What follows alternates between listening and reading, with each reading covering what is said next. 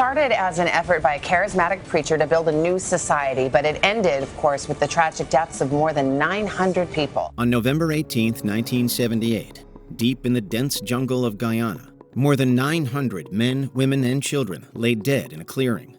Their bodies were found side by side, many still holding hands, victims of one of the most shocking tragedies in modern history. It wasn't war, it wasn't a natural disaster. It was a deliberate act led by one man, a self-proclaimed prophet who convinced his followers to die. What happened here was the largest single loss of American civil life in a non-natural event until September 11, 2001. It shattered families, rocked governments, and seared itself into the world's memory. How could such a terrible, sad, and shocking moment come to pass? And what does it still tell us about the dangers of blind faith, insidious manipulation, and unchecked power? I also have to warn you as we begin this special report that what you're about to see almost defies description, and some of you may not want to watch it. As soon as these pictures from Jonestown cleared our newsroom, everybody, even a lot of hardened news people, reacted in horror and disbelief. This is Watch Mojo. Today we unravel the disturbing rise of Jim Jones, the creation of Jonestown, the horrifying events of that final day, and the lasting legacy of one of history's darkest ever chapters.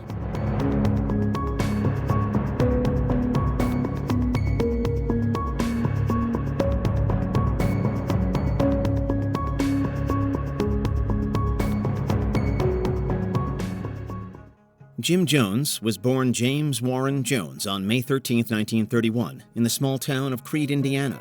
From the very beginning, he stood out, not because of wealth or power, but because of a strange intensity that unsettled even his childhood friends. He grew up during the Great Depression in a poor family. His father was a World War I veteran, emotionally distant and chronically ill, while his mother was stern and largely absent. There's a little town in Indiana. The moment I think of it, a great deal of pain comes. As a child, I was undoubtedly one of the poor in the community. Never accepted. Born, as it were, on the wrong side of the tracks. Neighbors recalled Jones as an odd boy. He was said to have been fascinated with religion, and particularly with death. According to multiple accounts, Jones would often hold mock funerals for small animals, or else he could be found preaching fiery sermons to other kids in the neighborhood. By his teenage years, Jones had already shaped various unique, unsettling, and often extreme worldviews. He had absorbed elements of Pentecostal Christianity, Marxist ideology, and he's said to have been deeply interested in Adolf Hitler and the Nazi Party. Already, Jones had emerged as a skilled manipulator of emotions. Although he was widely seen as an outcast, he could readily be found delivering his message to anyone who'd listen. He reportedly claimed that he was inherently guided by the angel of death. He recognized early on that religion wasn't only about faith, it was about control and power. In the 1950s, Jim Jones began his career as a preacher in Indianapolis. Unlike many white preachers at the time, he embraced racial integration. This was no small thing in the 1950s Midwest. He preached equality and condemned segregation, winning admiration among African American communities. A lot of racial tensions and problems, and to go into people's temple, it wasn't there. To see this young, hard black man hugging to some young white kid who knows nothing of the ghetto, I'm there to stay. By combining social justice rhetoric with a Pentecostal-style energy, complete with healings, trances, and prophetic declarations, Jones built a loyal following. Events that he was speaking at quickly became wildly popular. His reputation spread, and although he was dismissed from his initial posts at local churches and organizations, Jones already had enough influence to form his own platforms. He founded the People's Temple of the Disciples of Christ, more commonly known as just the People's Temple, in 1955. Its name alone carried both a populist and revolutionary tone. Jones's church continued to promote racial equality, but it also continued to elevate Jones himself as something higher than all those who followed him. Jones framed his mission as a cause, one that could heal the deep injustices of American society at the time. And despite reported money problems in the beginning, the movement soon caught hold in a big way. So how did Jim Jones gather supporters? What was his formula for control? He undoubtedly appealed to the marginalized, the poor, the elderly, racial minorities, and to anyone who felt overlooked. Jones offered them free meals, social programs, drug rehabilitation, and even medical care. Early members described him as compassionate, selfless, and tireless. He appeared to truly value his growing congregation. But alongside all of the seeming kindness was an insatiable need for power. Some leading scientists say we have to have euthanasia. Oh no. Oh no. Who's going to decide who and when a person's going to die? We must never allow that, because this is the kind of thing that ushers in the terror of a Hitler's Germany. Jones demanded absolute loyalty from those he helped. He staged elaborate faith healings, where he would supposedly cure cancer or restore mobility. These healings were hoaxes, often made possible by other People's Temple members claiming fake illnesses, all to convince the wider group.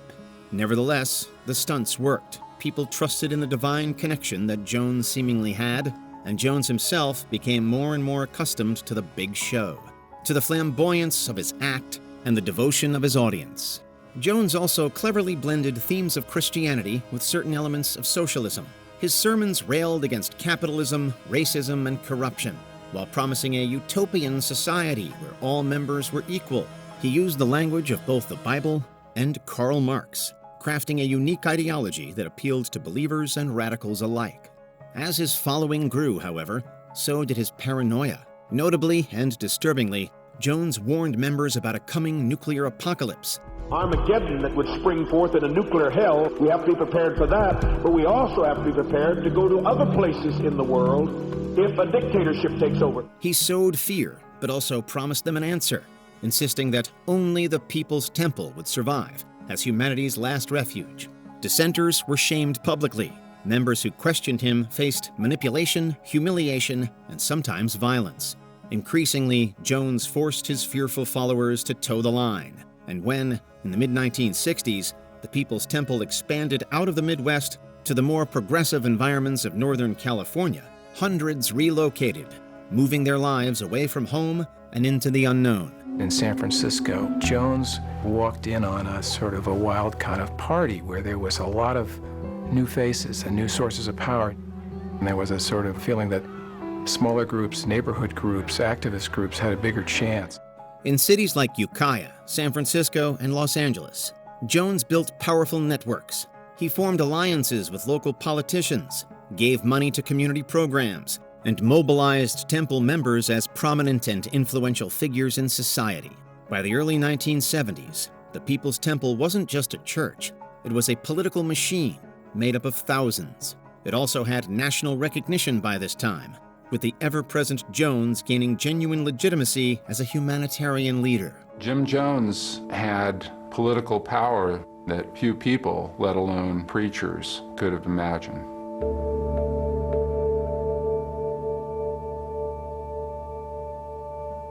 But again, behind the smiling public image, his methods were increasingly authoritarian.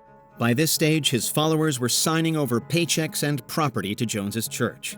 They were isolating from all other friends, acquaintances, and family members. They were closing off anything that may have reminded them of their old lives and fully committing to Jones and the temple alone. I represent divine principle, divine socialism. I will not pass away, but I shall stand throughout the endless ages of time. Failure to do so would result in public humiliation as punishment, or severe and brutal beatings behind closed doors. Jones also had his followers under constant surveillance, and he fostered dependency by encouraging hunger, exhaustion, and sleep deprivation. By the mid-1970s, Jim Jones had built his cult of personality. He was no longer just a preacher, he was a living god to his followers. Members of the People's Temple called him Father. Some believed he was the true reincarnation of Christ. Question marks were finally being raised in wider America, however. Reporters began investigating alleged financial irregularities around the church, as well as slowly emerging accounts of abuse and of bizarre rituals. I finally heard from some ex-members who heard I was interested in writing a story about the temple for New West magazine. And they took a chance. They called me, and some of them said, you know, you don't know nothing about the church. Wait till I tell you what I went through. As welcome as he had seemingly been for so long, the walls were suddenly beginning to close around Jones. He realizes that this article is going to be hugely damning. And it was midway through it, he mouths to all of us in the room, "We're leaving tonight." Here, his paranoia, mania, and arrogance kicked in to compel him to seek a radical solution, to move the temple somewhere beyond the reach of American authorities, somewhere isolated, somewhere where he could build his claimed utopia without interference. That somewhere was a lonely, remote patch of rainforest in Guyana, South America. It would become the temple's final destination and the setting for the short rise and incredible, tragic, and horrific fall of Jonestown. Hello, family. It's such a joy and great pleasure being here because of Father's love. We are trying to make, and we are making, a place of refuge for all of you here. There's nothing at all that I have any holdings there. I do not want to go back in any way, shape, or form to the States. When Jim Jones set his eye on Guyana, he framed it as destiny. Guyana was an English-speaking socialist nation on the northern coast of South America. Its government welcomed foreign investment, and its thick rainforest promised the isolation Jones craved. For him, Guyana offered the perfect stage to build Jonestown, a socialist Eden, supposedly free from racism, capitalism, and government oppression. Crucially, it was far, far away from prying eyes. In 1974, a small advance group of temple members, ordered by Jones, began clearing land in the Guyanese jungle. The temple had secured a lease on almost 4,000 acres, about 150 miles west of Georgetown, the Guyanese capital city. Those early workers hacked through the jungle, built basic huts, and struggled with poor soil and dangerous wildlife. Conditions, even at this early stage, were brutal. But to Jones, this hardship was a test of faith, and it was a test that his followers ultimately passed, as the Jonestown base was eventually established. In the meantime, Jones set about carving out a new position of influence within Guyana itself. The temple opened up key offices in Georgetown, and Jones found an apparent ally in the Guyanese Prime Minister at the time, Forbes Burnham. It was largely through his relationship with Burnham that Jones was able to secure permission for Jonestown in the first place. And ultimately, when the settlement reached its tragic end just a few years later, Burnham and key members of his government found themselves thrust under heavy international scrutiny, with rumors of corruption and cover-ups tarring many reputations. It was 1977, however, that the first mass movement to Jonestown took place. It unfolded amidst mounting pressure in California against Jones, particularly in light of the allegations of abuse that were starting to leak out of his church. On Jones's orders, hundreds of People's Temple members boarded planes and ships, fully abandoning their American lives.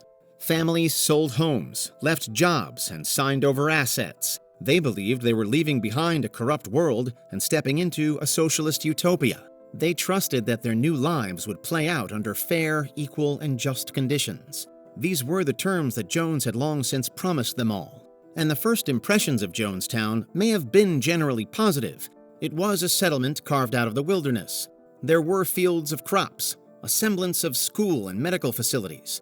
It was communal living set against a picturesque backdrop. Early photos showed smiling faces, but those smiles didn't last long, and the reality was far darker. Rather than being idyllic, day-to-day life in Jonestown was exhausting. Members worked long hours, sometimes from dawn until nightfall, clearing land, planting crops, and building structures. The food was meager: rice, beans, and occasional vegetables. Meat was rare, and malnutrition was rife, especially among children and the elderly. Medical supplies soon ran low, and very few people had even close to adequate training for serious health issues. Families were broken up. Children were separated from their parents, and the infrastructure around Jonestown was almost non-existent. The people who lived there were miles away from any other settlement, connected to the outside world by only a few muddy, often unusable tracks. It perhaps wouldn't have taken long for serious doubts to settle in the minds of some, even many, temple members. They'd left the safety and security of their old lives solely on the word of their leader, and that decision was beginning to look like a bad one. Above all, there was no escape. As well as the jungle that surrounded it, there were also armed guards patrolling the borders of Jonestown at all times. Members who tried to leave were again beaten and shamed. At this point, defection wasn't just pitched as betrayal, it was treason. Letters to family outside of Jonestown were censored or dictated, and visits were tightly controlled. At the same time, Jones's physical health was deteriorating. Given how isolated he had become, the details are sketchy, but it's believed he suffered convulsions, severe bloating, bouts of blindness, and a persistent lung infection, which he falsely claims to his followers, in a bid to gain their sympathy, was lung cancer. He was addicted to a spiraling cocktail of sedatives, stimulants, and barbiturates. He was often clearly slurring his words during sermons. Yet his grip on the community only tightened. Loudspeakers broadcast his voice day and night throughout Jonestown, delivering endless lectures about loyalty, revolution, and the evils of America. Jones regularly warned all those who had followed him to Guyana that outsiders wanted to enslave or kill them. His own mounting paranoia was fueling an increasingly disturbing message. Toward the end, he insisted that Jonestown was under siege. Any setback, such as crop failures, disease, or accidents, was blamed on perceived enemies, such as the CIA or the U.S. government in general. And here the story takes another chilling turn. To reinforce loyalty from the group, Jones staged elaborate, terrifying drills known as White Nights. At night, a siren would sound, and members gathered in the central pavilion to hear Jones warn of an impending attack. The highest-ranking temple members would slip into the surrounding trees and fire their weapons to simulate a battle closing in. Jones, posing as usual as a savior-like figure, would deliver speeches, but also, at times, he would encourage all of Jonestown to drink liquid that he told them had been lethally poisoned. His followers drank, but when they didn't die, Jones revealed that the liquid actually hadn't been poisoned, and that he had only been testing their faith in and devotion to him. By now, times were beyond tough. Tragically, many members continued to believe all the mounting hardships were temporary, that Jones was protecting them, and that they were still building something bigger than themselves. While for those who had lost their faith, fear kept them compliant. He said, I really want to get away from here, and by Christmas I will be gone. By Christmas, do you want to be gone? Yeah, well, by Christmas, do you want to be gone? By Christmas, do you want to be gone? I would ask you, could I go home to make a trip to see my people? I have the power to send you home by Christmas, but it's not on Transworld Airlines. It's blasphemy. It's blasphemy to talk about going back when you have not been given any approval. It was becoming clearer and clearer that Jonestown was less a paradise and more a prison camp. But the pressure for action could only come from the outside. Such was Jones's terrifying, manipulative grip over the temple itself. By 1978, relatives of Jonestown members in the U.S., including some who had previously escaped or defected from the temple, were becoming desperate.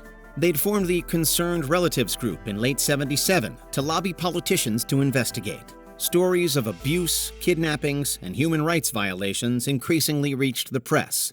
The mounting tensions escalated in November 1978, when the U.S. Congressman Leo Ryan, representing California, announced that he would travel to Jonestown on a fact-finding mission. Ryan's arrival set into motion the final tragic chapter of the People's Temple, as all of Jones's prior manipulation, paranoia, and hoax testing of his followers combined to produce one of the most shocking and desperate outcomes imaginable. There was a lot of preparation for Congressman Ryan's visit. There was all these different scenarios that were presented. He wasn't going to let him in, he was going to let him in. We were going to wait for them to come in, and we were going to kill them all when they came in. On November 14, 1978, Congressman Leo Ryan landed in Guyana with a delegation from the U.S., including members of his staff, newspaper reporters, photographers, an NBC TV crew, and concerned relatives of temple members. His mission was to investigate claims of abuse by Jim Jones. On November 17th, the group left its initial base in Georgetown and flew to Port Kaituma Airport, just outside of Jonestown. Jones himself greeted the group cautiously, trying to maintain control of the narrative. And at first, the visit seemed to go smoothly. The delegation was shown smiling residents, seemingly enjoying their lives. Rehearsed songs were performed for them, and glowing testimonials were delivered. Jones is said to have appeared calm, though visibly unwell. At first glance, Ryan might have been convinced that the community was a happy one.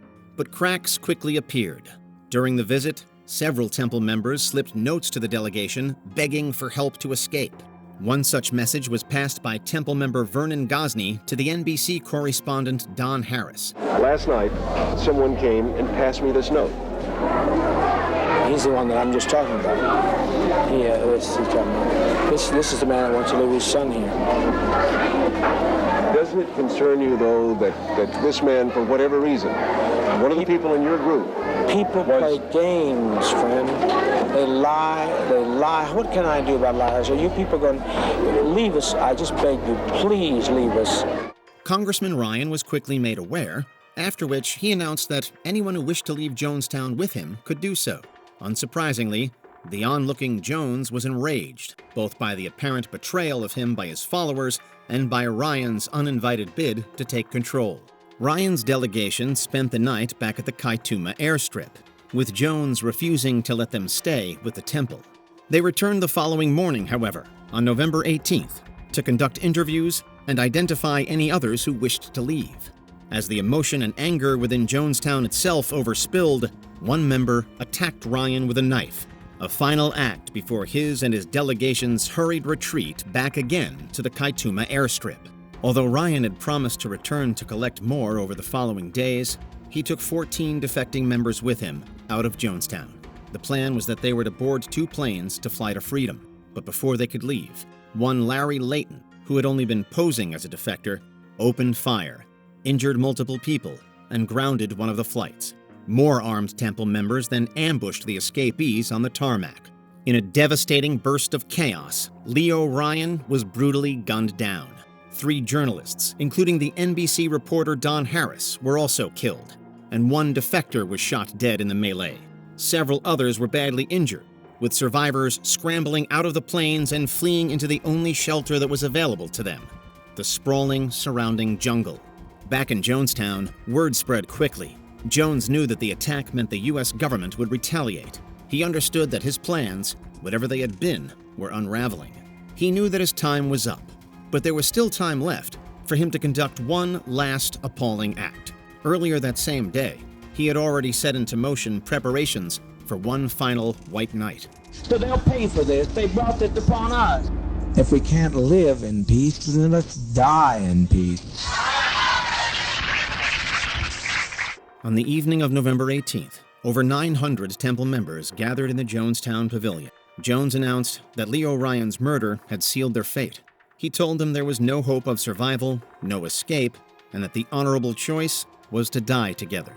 Even before taking to the stage, he had already begun to orchestrate the deaths of others, a command that had been issued from Jonestown to the temple headquarters in Georgetown, instructing his followers there to arrange for their own deaths. It resulted in a mother, Sharon Amos, and her 3 children, all dying by a kitchen knife in a locked bathroom. Back in the pavilion, large vats of grape-flavored drink, often misreported as Kool-Aid, but actually Flavor Aid, were prepared. They were laced with a lethal mixture of cyanide and sedatives. The few survivors of that evening recalled the harrowing screams as one by one people drank or were given the poison. Throughout, armed guards surrounded the pavilion, ensuring compliance. The guards themselves were among the last to take the drink. It is unclear whether some members, especially the first to take the poison, may have believed the ordeal to be another test of loyalty akin to previous white nights. Perhaps some mistakenly thought they wouldn't die, just as they hadn't died before. But ultimately, this time, it was no hoax. Within an hour, more than 900 people were dead, 304 of them children. I never believed in heaven in my whole life. You know, that's not the way I operated. But when I was in Guyana, when I watched the sunrise and stuff, I actually thought there was a heaven on earth.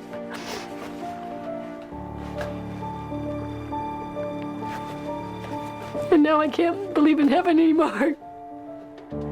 While these haunting last moments were unfolding, Jones, as ever, was sermonizing. With death by his order all around him, Jones continued to preach. Much of what he said is preserved in a cassette recording that was running at the time, a document that's come to be known as the death tape. Jim Jones's own death doesn't occur on the tape, but investigators afterwards determined that he himself did not drink the poison. Instead, he was found lying dead on a pillow with a gunshot wound to the head, likely self-inflicted, although some speculate he ordered someone else to pull the trigger. Marcia, you have more. Yeah, of course, there's a lot we don't know, but this we do know. The Reverend Jim Jones, was the founder of People's Temple, is dead, and he died as a result of a gunshot wound to the head, not of poisoning. When the Guyanese army arrived in Jonestown the following day, they found a nightmare.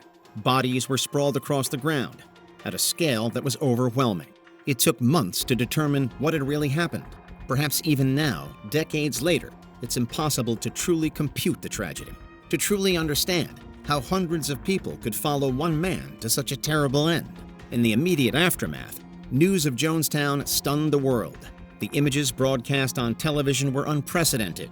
The unsettling details that emerged only served to heighten the horror. The massacre dominated headlines for weeks, sparking debates around cults, religion, and the responsibility of the government to ensure that the same could never happen again. He used to say, when I go, I'll be the most hated man on the planet. You know, my name will be on everybody's lips. Guess what? It was. In the U.S. specifically, questions arose about how exactly Jones could have amassed such power, and about why politicians had supported him throughout his rise. The temple had attempted to leave behind millions of U.S. dollars, intending to donate its wealth to the Communist Party of the Soviet Union. As such, Jonestown was soon a target for spiraling conspiracy theories as well, with America at the time still embroiled in the Cold War. Today, the site has been mostly reclaimed by nature. The rainforest out of which it was once carved has since taken back the land. There are still signs of the terrible events that unfolded there, though, and in 2025, controversial plans were announced to turn what remains into a tourist attraction. Knowing all that had taken place, would you want to visit? This was the story of one moment that made the world stand still. This was the story of Jonestown.